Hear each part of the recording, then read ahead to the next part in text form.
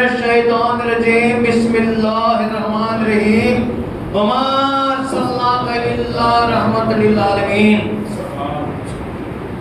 ان اللہ وملائکتہ یصلون علی النبی یا ایھا الذین آمنوا صلوا علیہ وسلموا تسلیما اللهم صل علی سیدنا محمد وعلى سیدنا محمد وسلم الصلاۃ والسلام علیک یا رسول اللہ الصلاۃ والسلام علیک یا نبی اللہ الصلاۃ والسلام علیک حبیب اللہ صلی اللہ علیہ وسلم پتھر کو یوں تراشا کہ نگینہ بنا دیا پتھر کو یوں تراشا نگینہ بنا دیا صحرا کو مسکرا کر مدینہ بنا دیا صحرا کو مسکرا کر مدینہ بنا دیا دونوں جہاں کے پھولوں کی خوشبو سمٹ کر دونوں جہاں کے پھولوں کی خوشبو سمٹ کر رب نے میرے نبی کا پسینہ بنا دیا رب نے میرے نبی کا پسینہ بنا دیا محترم حضرات کل میں آپ کو ملک شام کے تجارت کا پہلا سفر جو اپنے چاچا ابو طالب کے ساتھ حضور اکرم صلی اللہ علیہ وسلم 12 سال کی عمر میں تشریف لے گئے تھے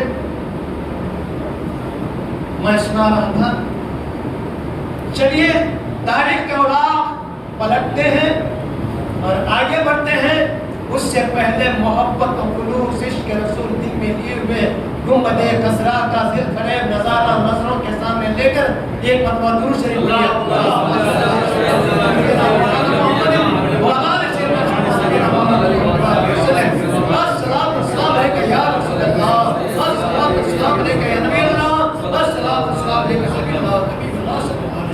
سرکار دو عالم صلی اللہ علیہ وسلم کے بچپن کے بہت سے معجزہ ہیں اب وہ بیان کرتے جائیں تو 12 دن اسی میں گھٹ جائیں گے چلیے ایک آج ایسا عجیب سفر ملک شام کا ہی ہے تجارت کا ہی ہے آپ نے اس کے بارے میں سنا ہوگا علماء کرام کی زبان سے اور کتابوں میں بھی پڑھا ہوگا وہی سفر میں آج آپ کو سنا رہا ہوں اس سفر میں کتنے معجزے سرکار مدینہ صلی اللہ علیہ وسلم کے دیکھنے کو ملے آپ حضرت ابو طالب کیا لگتے ہیں حضور کے چچا آپ کی پرورش میں تھے حضرت ابو طالب تجارت کرتے تھے اور آپ کی اولاد بھی زیادہ تھی ابو طالب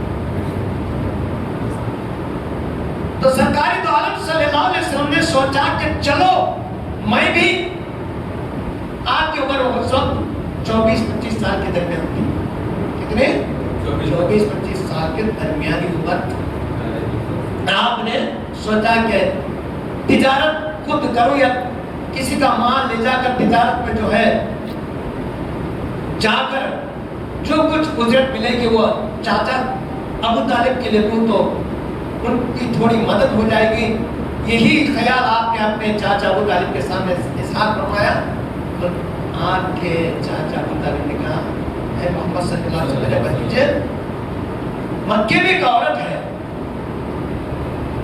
جو تجارت کی ملکہ ہے اور سب سے زیادہ امیر ہے بڑی ہی نیک اور خوبصورت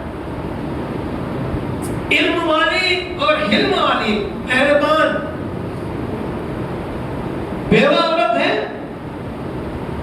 ان کی تجارت کا قافلہ ملک شام جا رہا ہے بہت بڑا قافلہ ہے اس کے ساتھ آپ کے چچا عباس بھی جا رہے ہیں ابو جہل بھی جا رہا ہے یہ سب جا رہے ہیں آپ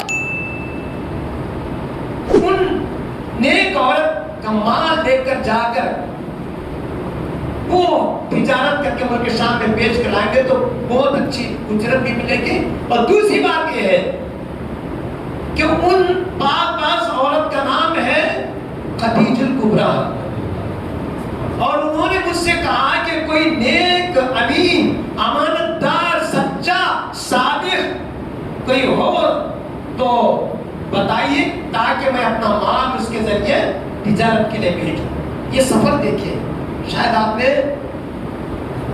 سنا ہوگا مگر اب تھوڑا نئے انداز سے سنیے. تو سرکار جہاں صلی اللہ علیہ وسلم نے کہا میں تیار ہوں جانے کے لیے. ابو طالب بی بی خدیجہ کبریٰ ام المؤمنین ہمارے ماں ہیں, آپ کے پاس گئے اور کہا کہ میرا بھتیجا تجارت کا مال لے جانے کے لیے تیار ہے بلکہ شام. بی بی خدیجہ کبریٰ کے دماغ میں نہ جانے کیا تھا, اپنے غلام میسرہ نام تھا, اپنے غلام میسرہ سے کہا کہ دیکھو دیکھیں میرے سے محمد مصطفیٰ صلی اللہ علیہ وسلم ابو طالب کے بھتیجے یہ تجارت کا مال لے کر جا رہے, تم بھی ساتھ جانا, تم بھی ساتھ جانا. یہاں نفع نقصان کی بات نہیں ہے, وہ امین ہے, امانت دار ہے, صادق ہے, سچے ہیں. تمہاری ڈیوٹی یہ ہے کہ مجھے آ کر واپس رپورٹ دینا, ایک ایک سفر کے ایک ایک دن کی رپورٹ دینا کہ محمد مصطفیٰ صلی اللہ علیہ وسلم کیسے ہیں, کیا ہے. یہ رپورٹ مجھے دے. میسرہ نے قبول کر لیا قرآن میں. سفر شروع ہوا. اس سفر میں مکے کے بڑے بڑے سردار تھے, ابو سفیان بھی تھے, ابو سفیان, حضرت عباس, ابو جہل اور بڑے بڑے سرداروں کا یہ بہت بڑا قافلہ تھا, تجارت کا قافلہ. عاصم ہے ملک شام کی طرف جانا ہے. تو قافلہ جب جمع ہوا, تجارت کا مال سب جمع کر لیا, اب اس کو لے جا کر بیچنا ہے, لانا ہے نفع کے ساتھ. تو لوگوں نے مشورہ کیا قافلے والوں نے کہ دیکھو قافلہ بہت بڑا ہے, اور سے سنا میرے سے, قافلہ بہت بڑا ہے, اس کا کوئی سردار چاہیے, کوئی لیڈر چاہیے, سردار چاہیے, تاکہ وہ ہمیں گائیڈ کر سکے. وہ تھوڑا آگے جائے اپنے آدمیوں کو, اور راستے میں کیا کیا ہے, پانی کتنے دور ہے, کوئی ڈاکو یہ رہزم تو نہیں ہے, یہ خبر ہمیں پہنچا کر رہے. وہ سردار, اس سردار کو منتخب کر. اس دن تک جتنے قافلے پہلے گئے تھے تجارت کے, تو سردار ان قافلوں کا ابو جہل ہوا کرتا تھا. ابو جہل کی سرداری میں وہ قافلے جاتے تھے. ابو جہل کی اس بات پر بڑا تکبر, بڑا غرور تھا. تو جب مشورہ کیا گیا تو ابو جہل نے کہا ارے یہ تو میری ڈیوٹی ہے, میں کرتا ہوں, میں سردار ہوں. حضرت عباس نے کہا نہیں, ہمارے اندر ایک ایسا نوجوان ہے جس کے برابر ہم میں سے کوئی بھی نہیں ہے,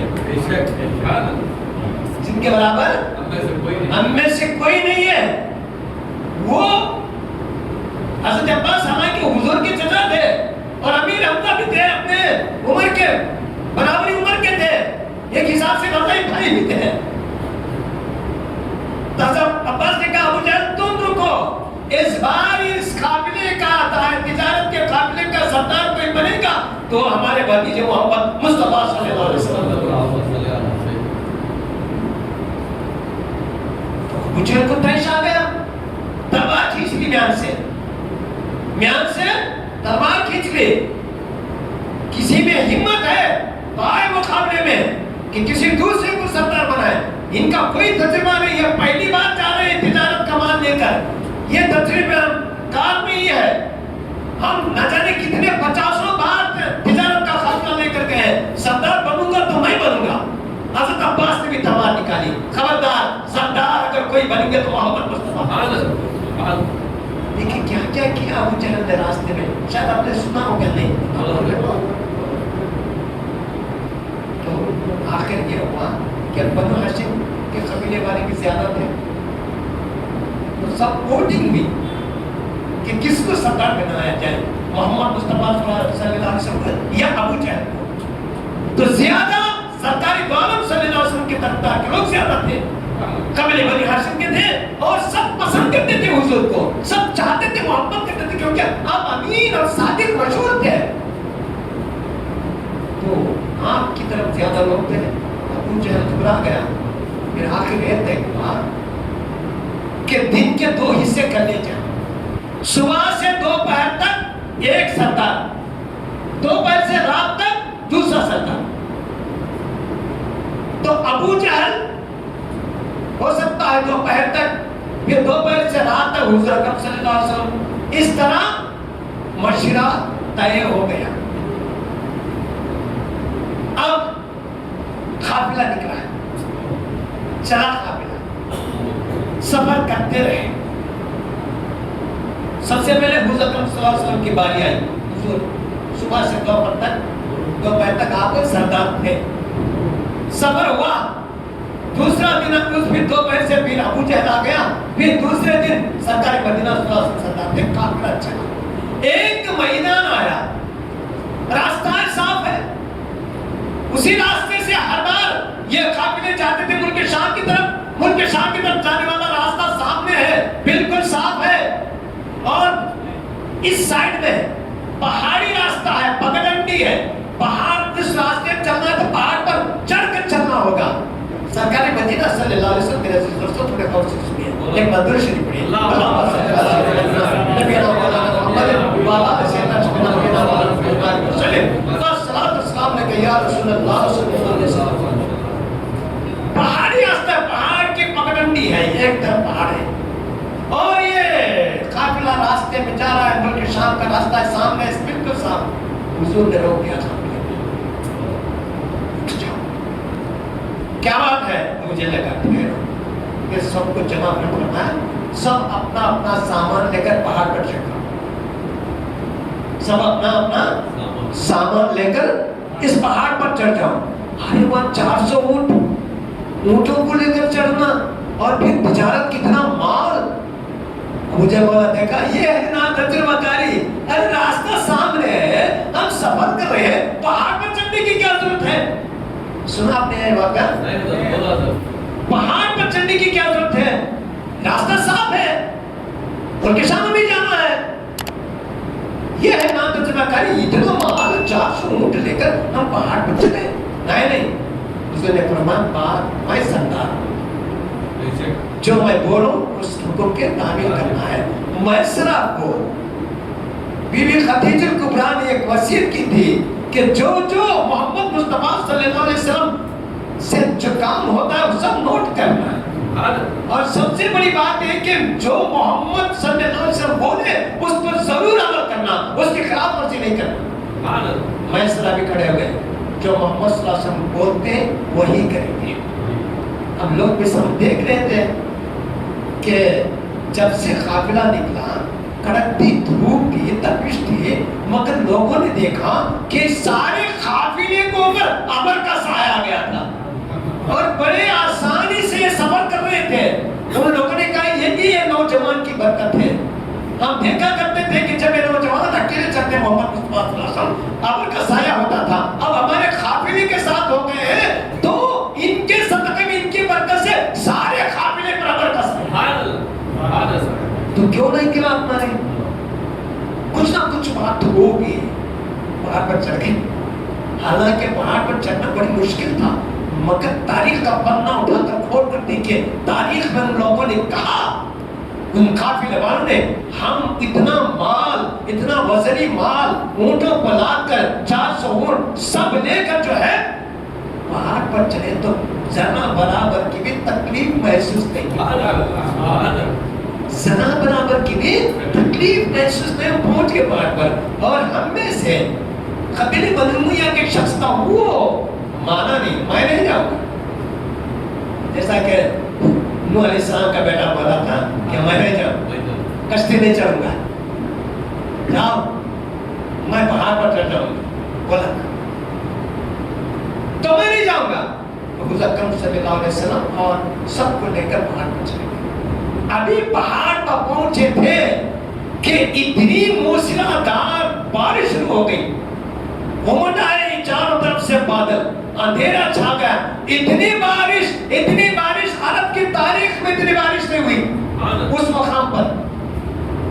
یہاں تک کہ سیلاب آ گئے. جو رک گیا تھا اپنے ساتھیوں سے وہ اس کے اونٹ اس کا مال اور خود بہہ کر چلا گیا. اتنا سیلاب سارا میدان پانی ہی پانی. تب لوگوں کو سمجھ میں آیا کہ محمد مصطفیٰ میں پہاڑ پر کیوں چلا ہے. یہ ہے علم غیب میں آخر. ابھی نبوت کا اعلان بھی نہیں ہوا, نبوت کا اظہار بھی نہیں ہوا. تو لوگ بولے اب یہ کیا ہوگا, یہ پانی تو ختم ہونے والا نہیں ہے, بارش رکنے والی نہیں ہے. پھر بارش ہوتی رہی. اگر ہم یہاں رک گئے, یہ بارش نہ رکی, لگتا ہے کہ 30 دن یا 1 مہینے تک بارش ہوتی رہے گی. اس پانی سے جائیں گے کیسے؟ ہم پہاڑ پر پھنس گئے تو غذا بھی نہیں ملے گی, بھوکے مر جائیں گے, کیا ہوگا؟ سرکار مدینہ صلی اللہ علیہ وسلم چند ساتھیوں کو لے کر پہاڑ سے اس طرف آئے, پہاڑ پر جس طرف وہ راستہ, وہ پہاڑ کا اینڈ تھا, آخری تھا, اور وہاں سے راستہ ملک شام کو جاتا تھا. وہاں آ کر کھڑے ہو گئے. لوگ دیکھ رہے ہیں کہ کیا ہوگا. بارش تو رکی مگر سیلاب کا پانی موجیں مار رہا ہے, جیسے کہ ابر پھٹ کر بادل پھٹ کر ہوتا تھا ایسا پانی گرا. اور تاریخ میں اتنی بارش کبھی تھی, تو کیا کیا جائے؟ میرے عزیز دوستو, قربان نہیں سرکار دو جہاں رسول کے شان تقدس پر حضور اس کنارے پر راستے کے آ کر کھڑے ہوئے. کیا دیکھا لوگوں نے؟ ایک سفید پرندہ, ایک سفید پرندہ چونچ میں کسی درخت کی ڈالی لے کر, ڈالی جاتے نا پھٹ, لے کر آیا. اور جہاں میرے آقا کھڑے تھے صلی اللہ علیہ وسلم, وہاں سے اس ڈالی جو چونچ میں تھی وہاں سے نیچے سے ہوتا ہوا پانی پر سے ملک شام کے راستے سے تک اڑ جاتا رہا. پانی پر سے نیچے وہ ڈالی پانی میں, اس ڈالی کا کنارہ پانی کو لگ رہا تھا, اور اتنے نیچے سے وہ پرندہ اڑ کر آگے جا رہا تھا. لوگوں نے دیکھا جہاں سے وہ ڈالی نکلی ایک لکیر بن گئی اور پانی میں راستہ بن گیا. پانی میں راستہ بن گیا. سب تعجب ہو گئے, یہ ہو کیا رہا ہے؟ یہ نوجوان ہے کون؟ ہم سمجھے کہ 30 دن تک یہاں مر جائیں گے ہم بھوکے. اب یہ دیکھو یہ آیا پرندہ کہاں سے؟ وہ نیچے ڈالی سے لکیر بناتا ہوا چلا گیا, اور سب نے دیکھا کہ ایسا راستہ بن گیا. حضور اکرم صلی اللہ علیہ وسلم نے فرمایا کہ چلو اترو اور اس راستے سے ملک شام کی طرف چلتے ہیں. ابو جہل بولا یہ کیسے, اگر ڈوب گئے تو رکاؤ. مگر میرے آقا مولا محمد مصطفیٰ صلی اللہ علیہ وسلم سردار تھے, آگے جانا تھا. اترے آپ, پھر پیچھے قافلے کے لوگ, اور چلتے چلتے چلتے چلتے آگے بڑھ رہے. اب پورا اونٹ اتار لیے, 400 اونٹ, اور مال تجارت کا لے کر آگے بڑھتے گئے. ابو جہل نے دیکھا اگر میں یہاں رک گیا تو ہمیشہ یہی رہنا پڑے گا. وہ بھی کرتا نہ کیا کرتا, وہ اترا اور پیچھے پیچھے حضور کے آ گیا. وہ پانی عبور ہو گیا, پانی 2 سائڈ میں تھا, بیچ میں راستہ تھا, اور حضور کا کہتے موسیٰ علیہ السلام کو 12 راستے جب اللہ تبارک و تعالیٰ پیدا فرما سکتا ہے تو کیا حضور کے لیے راستہ نہیں دے سکتے؟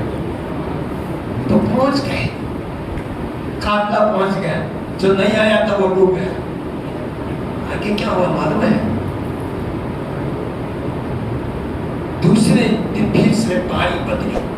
حضور کو رات میں دوپہر سے رات کی باری آئی, اور تیسرے دن صبح سے دوپہر تک ابو جہل کی باری آئی. ابو جہل آگے بڑھا, کیونکہ سردار جو ہوتا تھا اس کی ڈیوٹی تھی کہ آگے جائے, اور جو حالات تو راستے میں ہیں ایک آدمی کو پیچھے بھیج کر آنے والے قافلے کو اطلاع دیں. وہ جا رہا تھا ابو جہل سنے میرے سسٹرز, جا رہا تھا تو ایک کھجور کا درخت تھا, راستے کے سائیڈ میں ایک کھجور کا درخت تھا. ابو جہل گھوڑے پر جا رہا تھا, اچانک اس اس کھجور کے درخت سے یہ بہت بڑا اژدھا، کھجور کے درخت کے پیچھے سے یہ بہت بڑا اژدھا سامنے آ گیا. اژدھے کو دیکھتے ہی گھوڑا گھبرا گیا اور وہ گھوڑا ٹھوکر کھا کر جو آگے بڑھا اچھلا تو ابو جہل گھوڑے سے گر گیا، اسے پیر میں چوٹ آیا. اب کیا کرتا؟ وہ بھاگا، گھوڑا آگے بھاگ گیا. یہ ابو جہل آ کر ایک پہاڑ کے پیچھے چھپ گیا، وہ اژدھا تھا. اب اس نے سوچا، ایک آدمی کو اپنے ساتھ ہی تھے نا پیچھے آ رہے تھے، بولا تم جاؤ اور دیکھو کہ قافلے والے آ رہے ہیں تو ان کو آنے دو اور راستے میں بیٹھ جاؤ، راستے میں بیٹھ جاؤ، نہیں بتانا. پھر اس نے کہا ٹھہرو ٹھہرو تم میں جاتا ہوں. ابو جہل پیچھے آیا، یہ قافلہ آ رہا تھا نا پیچھے آیا اور اس نے دل میں سوچا یہ موقع ہے، یہ پیارے نبی صلی اللہ علیہ وسلم جو محمد ہیں ان کو ختم کرنے کا موقع یہی ہے. اگر یہ واپس مکہ جائیں گے اور ان کے جو جو معجزے لوگوں نے دیکھا یہ بیان کریں گے، جن کی اور عزت بڑھ جائے گی اور شان بڑھ جائے گی. اسے پسند نہیں تھا. اس نے سوچا چلو. وہ آیا، ابو طالب کے پاس آیا پیچھے. اب ابو طالب نہیں، حضرت عباس کے پاس آیا. ابو طالب ساتھ نہیں آئے تھے. عباس کے پاس آیا، بولا کہ مجھے سمجھ میں آ گیا ہے کہ آپ کے بھتیجے محمد مصطفیٰ صلی اللہ علیہ وسلم ایک علم والے اور بڑے ہی برکت والے ہیں، شخصیت ہے. میں معافی چاہتا ہوں، میں معافی چاہتا ہوں. اور یہ جو میں سرداری ہے نا مجھے ضرورت نہیں ہے. صبح سے رات تک تمہارے محمد صلی اللہ علیہ وسلم ہی سردار رہیں گے، ہمارے محمد صلی اللہ علیہ وسلم سردار نہیں رہیں گے. مجھے ضرورت نہیں ہے. میں چاہتا ہوں کہ محمد صلی اللہ علیہ وسلم آگے جائے، آگے جائے. سنیں آپ یہ تو سرکار دو عالم صلی اللہ علیہ وسلم کے پاس آئے اور معافی مانگنے لگا. حضرت عباس سے معافی مانگنے لگا. تو چلو بھائی ٹھیک ہے.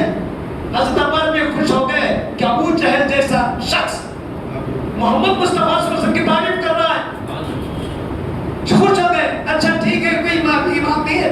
سرکار مدینہ صلی اللہ علیہ وسلم آگے بڑھے، پیچھے قافلہ ہے اور اب آپ سردار تھے، آپ کے ساتھ چند لوگ تھے، آپ آگے بڑھے کیونکہ ابو جہل جانتا تھا کہ وہاں اژدھا ہے اور یہ اژدھا حملہ کرے گا. میں تو بچ کر نکل آیا اور یہ اژدھا محمد مصطفیٰ صلی اللہ علیہ وسلم کو ختم کر دے گا. نہ رہے گا 5 بجے کے بعد سے ختم ہو جائیں گے. مکے والے اس سے محفوظ ہو جائیں گے کیونکہ ان کے بارے میں کہا گیا ہے کہ یہ ہمارے بتوں کو برا بولنے والے ہوں گے. سنا ہے، پیشن گویا سنے، جانتا تھا ابو جہل. تو اس نے پلان بنایا، جھکا، معافی مانگا، بھیجا حضور کا. حضور آئے، اس کھجور کے درخت کے پاس آئے. درخت کے پاس آئے تو وہ اژدھا آیا. اژدھا آ کر اس نے اپنی سر حضور کے سامنے رکھ دیا، گھوڑوں کے پاؤں کے سامنے رکھ دیا. حضور نے پوچھا تو کون ہے؟ وہ بولا اے محمد صلی اللہ علیہ وسلم میں ایک جن ہوں. میں کیا ہوں؟ جن ہوں. میں نے کہا تھا نا اللہ سے وعدہ کر کے آیا تھا کہ جو صورت شکل چاہے جن شیطان دے سکتا ہے. میں جن ہوں. حضرت ابراہیم علیہ السلام کے اوپر ہاتھ پر بیعت کر کے ایمان لایا ہوں. کون سے زمانے کا؟ حضرت ابراہیم علیہ السلام کے زمانے کا. اور میں نے حضرت ابراہیم علیہ السلام سے کہا تھا کہ میرے واسطے دعا کیجیے، قیامت میں میری شفاعت کیجیے. تو حضرت ابراہیم علیہ السلام نے مجھ سے کہا تھا کہ سنو، قیامت میں شفاعت کا حق کسی کو ملے گا تو وہ خاتم النبیین محمد مصطفیٰ صلی اللہ علیہ وسلم کو ملے گا، وہی شفاعت کرنے والے ہوں گے. تو میں نے ابراہیم علیہ السلام سے درخواست کی کہ مجھے بتائیے میں ان کو کیا ان سے مل سکتا ہوں. ابراہیم علیہ السلام نے کہا کہ فلانی جگہ ٹھہر جا، کوئی نہ کوئی دن محمد مصطفیٰ صلی اللہ علیہ وسلم اس راستے سے آئیں گے. ان کے سامنے جانا، اپنی جو آرزو ہے، خواہش سے بیان کرنا، شفاعت کی. اور آج والے کہتے ہیں کہ 40 کی عمر تک حضور کو معلوم نہیں، خیال بھی نہیں تھا کہ آپ نبی ہو۔ یہ تاریخی واقعہ بتا رہا ہوں میرے دوستوں، ابھی نہیں ہوا یہ سفر کا پورا، بہت ہے آگے۔ حضور نے سے کہا کہ آپ آخری نبی ہیں، ابراہیم علیہ السلام نے بتایا میں آپ کے انتظار میں ہزاروں سال سے ہوں یہاں، آپ کا دیدار ہو جائے اور اپنی خواہش، اپنے آرزو اور شفاعت کی دعا آپ سے کر لوں۔ تو حضور اکرم صلی اللہ علیہ وسلم نے اپنا دائیں ہاتھ اس کے سر پر رکھا اور کہا کہ تو میں وعدہ کرتا ہوں کہ تو کہ قیامت کے دن میں تیری شفاعت ضرور کروں گا، تو یہاں سے چلا جا۔ وہ اشتا ہمیشہ وہاں رہا کرتا تھا اور قافلے والے اس مقام سے گزرنے ہمیشہ تجارت کے قافلے جو بھی جاتے تھے ڈرتے تھے۔ سرکار مدینہ صلی اللہ علیہ وسلم کے کہنے پر وہ چلا گیا، پھر وہ ایسا غائب ہوا، آج تک نہیں آیا۔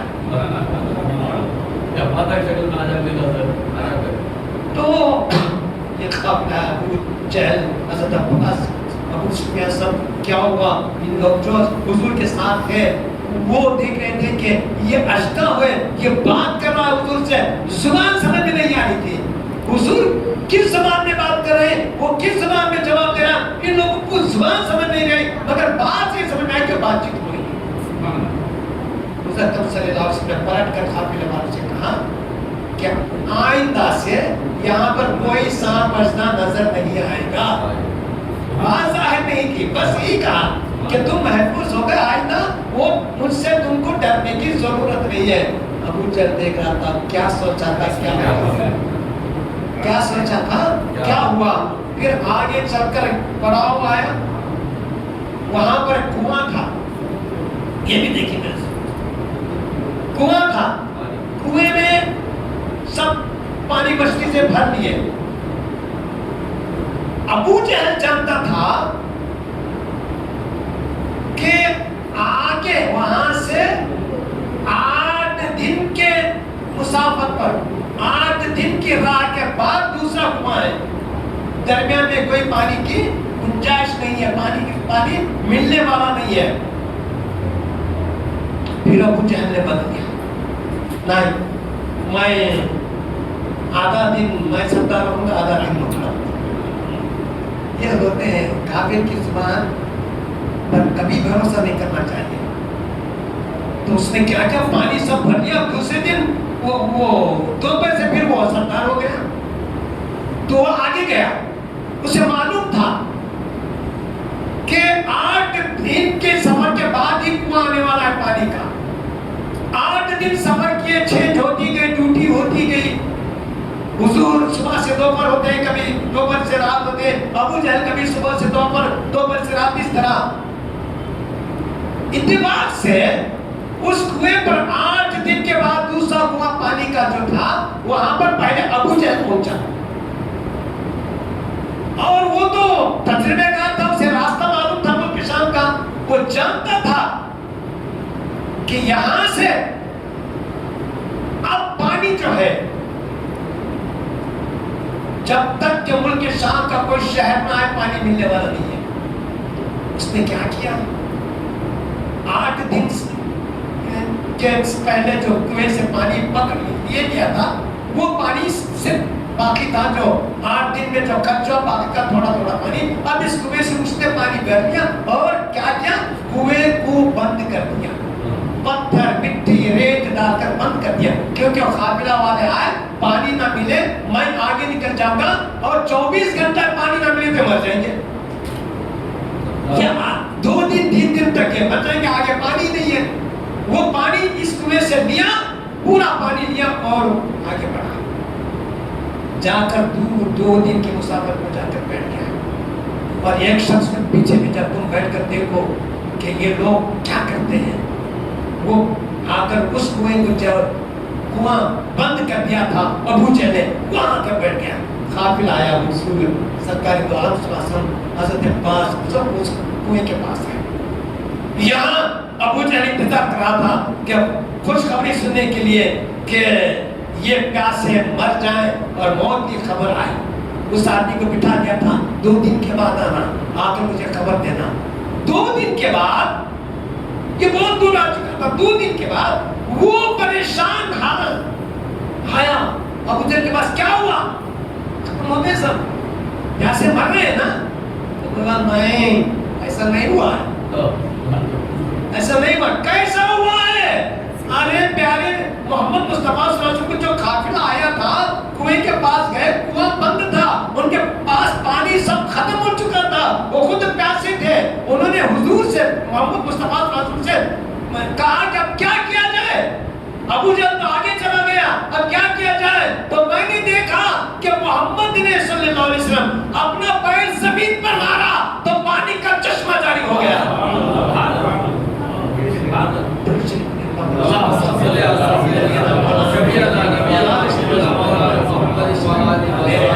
हुकूमत चांद पर है, सूरज पर है, जमीन पर है, पानी पर है, कहाँ नहीं है?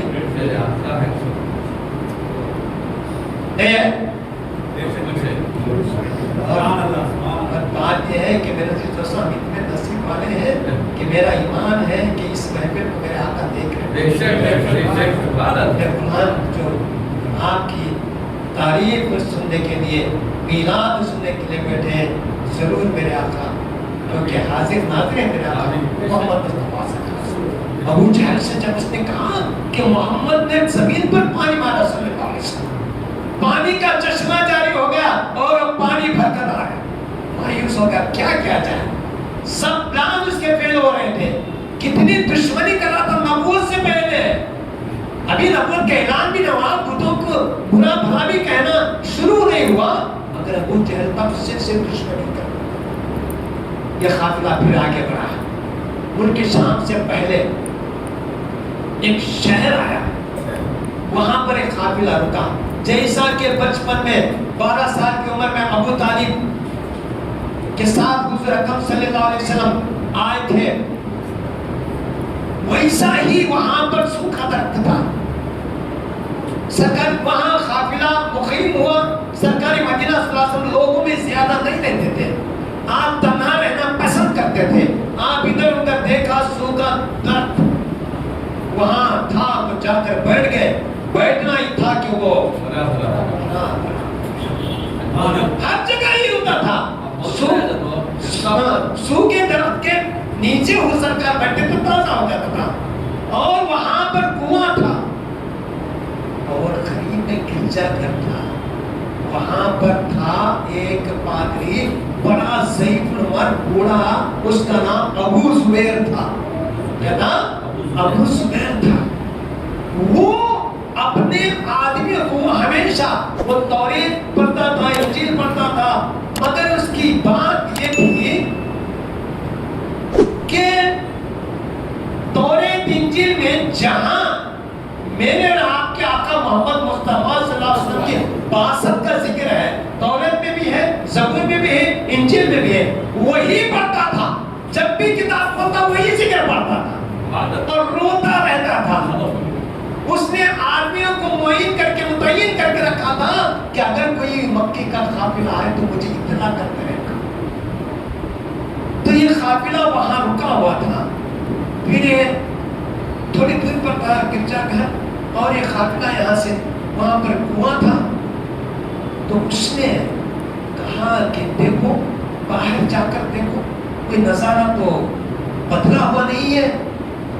तो उसके मुरीद या उसके शागिर्द जो थे वो आए बाहर, देखा तो हर तरफ उजाला फैला हुआ है, उजाला दौड़ करके उजाला फैला हुआ है और जो सूखा दरख्त है ना वो ताजा हो गया, हरा भरा हो गया है। और जो कुआं वहां पर है वहां से लोग पानी निकाल रहे। वो ऐसे अपने सोना में 2 जानों पर रान पर ऐसे हाथ मारा, अरे जिसका इंतजार था वो घड़ी आ गई। वो ऐसा दरख्त है कि अल्लाह तबारक व तआला ने किसी को भी उसके नीचे बैठने नहीं दिया आज तक।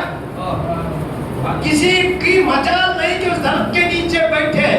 और हमारी किताबों में लिखा है कि आखिरी नबी जब आएंगे वो बैठेंगे उस दरख्त के नीचे, तब वो हरा भरा हो जाएगा, सूखा दरख्त ताजा कुआं था ना, ये मूसा अलैहिस्सलाम के ज़माने का। किसके ज़माने का? हज़रत मूसा अलैहिस्सलाम के ज़माने का कुआं था। उसमें पानी नहीं था। पानी आया कहाँ से?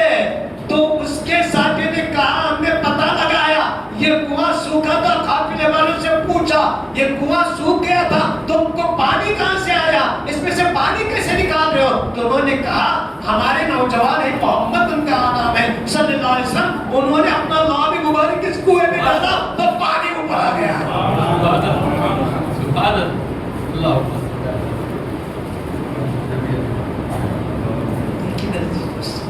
ऐसा सफर देखा सुना है? तो वो पहचान गया कि यही है। वो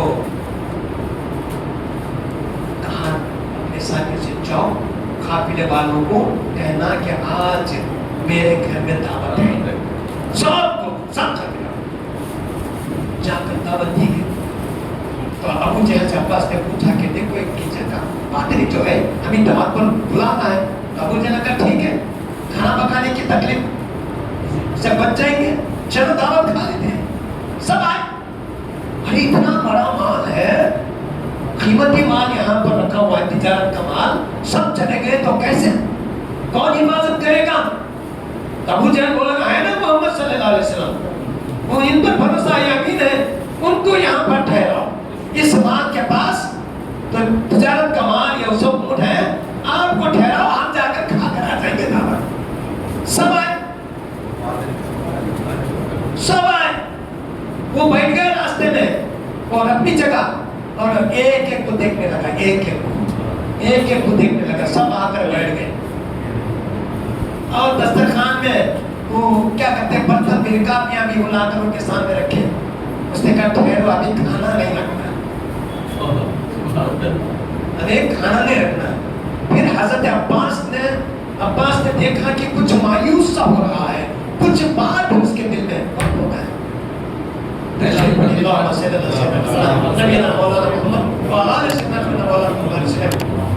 कुछ बात है, ये परेशान है। हजरत अब्बास जाकर पूछते, आप परेशान से लग रहे हैं, अबू जुबैर क्या बात है? उन्होंने कहा, तुम सब आ गए हो, मक्के वाले हो ना? हाँ मक्के वाले। इसलिए कभी नहीं बनो हाशिम के लोग हैं? हाँ है, मैं भी खुद बनी हाशिम वाला हूँ। अब्बास ने कहा, और कोई नहीं है? अबू जहल बोला, नहीं कोई भी नहीं है। हाँ एक नौजवान है जो मक्के की औरत का नौकर है, देखिए उसकी जुबान। एक अमीर औरत मक्के में रहती है, उनका नौकर है, उनको हमने उनको माल की हिफाजत के लिए बिठा कर आए हैं, और कोई नहीं है। एक अमीर औरत ने माल फरोख्त करने के लिए, बेचने के लिए बेचे, वो नौकर में बैठे हैं, और कोई नहीं है, सब सप्ताह में आते हैं। अब तो बोला वो नौजवानों बेटे, हाँ चलो चलते। जाकर उससे देर ही कहा कि बुला कर ला, नहीं कहा मेरे आका की शान। चलो चलते।